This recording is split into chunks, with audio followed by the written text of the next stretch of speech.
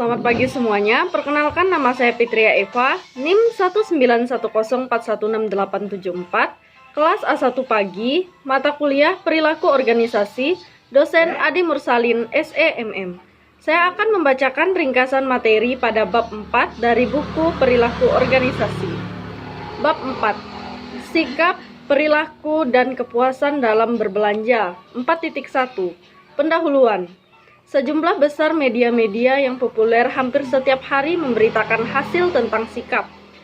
Semua memiliki tujuan, yakni untuk mencari dukungan. Demikian juga halnya dengan manajemen, terutama dalam hal pengawasan organisasi, perlu memantau para pekerjanya terhadap sikap dan hubungannya dengan perilaku. Apakah ada dirasakan kepuasan atau ketidakpuasan karyawan dengan pengaruh pekerjaan di tempat kerja? Secara umum, penelitian menyimpulkan bahwa individu mencari konsisten di antara sikap mereka serta antara sikap dan perilaku mereka dalam sebuah organisasi. Sikap sangatlah penting sebab komponen perilakunya. Seseorang bisa memiliki ribuan sikap kerja bermuatan evaluasi, positif atau negatif yang mempunyai oleh karyawan serta tentang aspek-aspek lapangan kerja mereka. 4.1.1 Sikap dalam bekerja berdiskusi tentang masalah sikap. Sebenarnya hal ini sudah menjadi sesuatu yang sangat populer dan penting, terutama dalam rangka pembahasan psikologi sosial.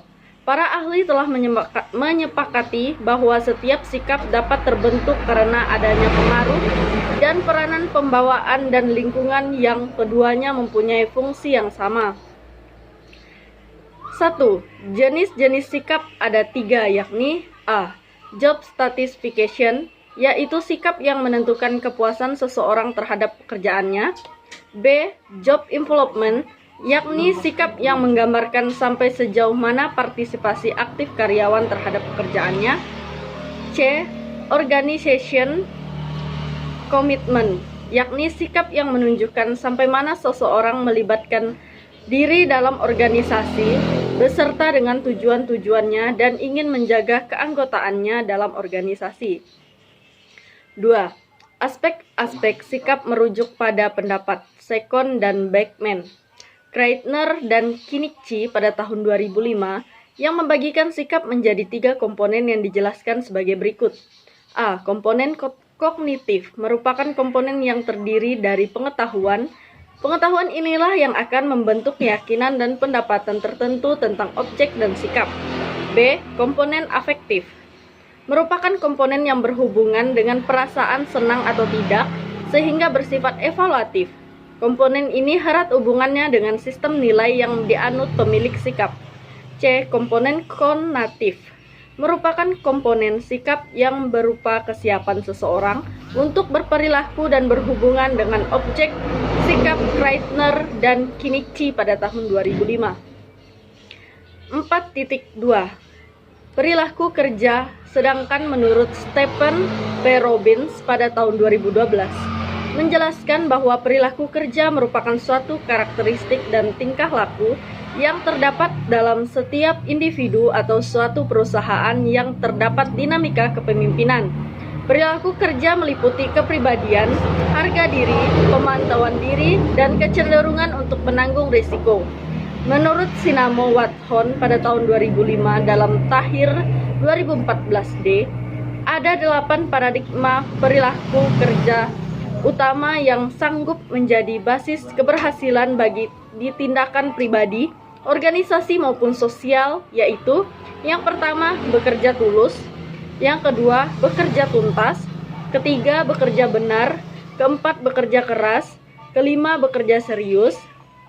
Keenam, bekerja kreatif. Ketujuh, bekerja unggul. Kedelapan, bekerja sempurna. 4.2.1 Faktor-faktor yang mempengaruhi perilaku kerja manusia diciptakan sebagai makhluk pengambil nilai-nilai moral.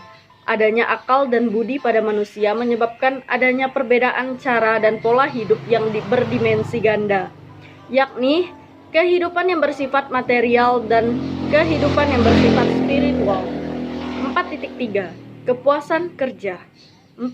4.3.1 Pengertian kepuasan kerja. Beberapa ahli manajemen sepakat bahwa kepuasan kerja adalah suatu efektivitas atau respon emosional terhadap berbagai aspek pekerjaan.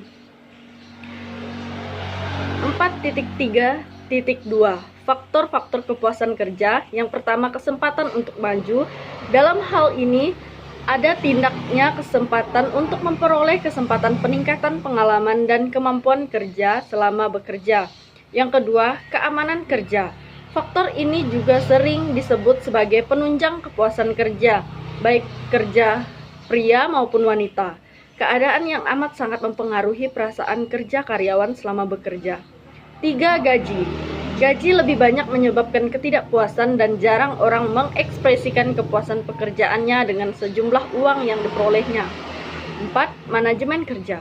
Manajemen kerja yang baik adalah yang memberikan situasi dan kondisi yang stabil sehingga karyawan dapat bekerja dengan nyaman. 4.3.3 Beberapa korelasi kepuasan dalam bekerja. Terdapat beberapa korelasi atau hubungan kepuasan dalam bekerja, antara lain 1. Motivasi.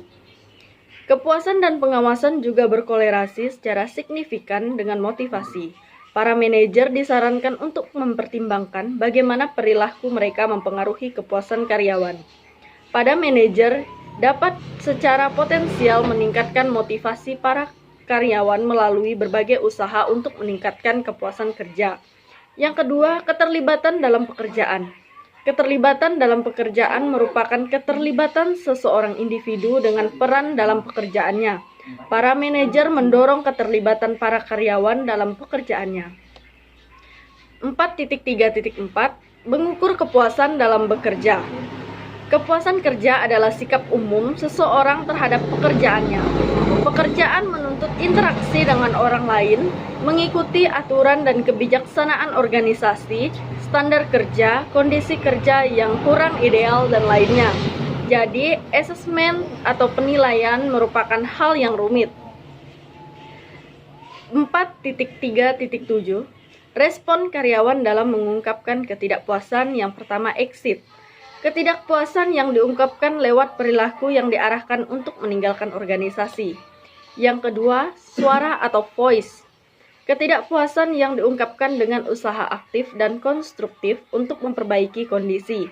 Yang ketiga, kesetiaan atau loyalty. Ketidakpuasan yang diungkapkan secara pasif menggunakan atau menunggu membaiknya kondisi. Yang keempat, pengabaian atau neglect. Ketidakpuasan yang dinyatakan dengan memperbaiki kondisi memburuk. Menurut Nichi dan Kreitner pada tahun 2003, kepuasan kerja pada umumnya mengacu pada sikap seorang pegawai atau karyawan terhadap pekerjaannya. Sekian ringkasan materi bab 4 yang dapat saya sampaikan. Saya ucapkan terima kasih.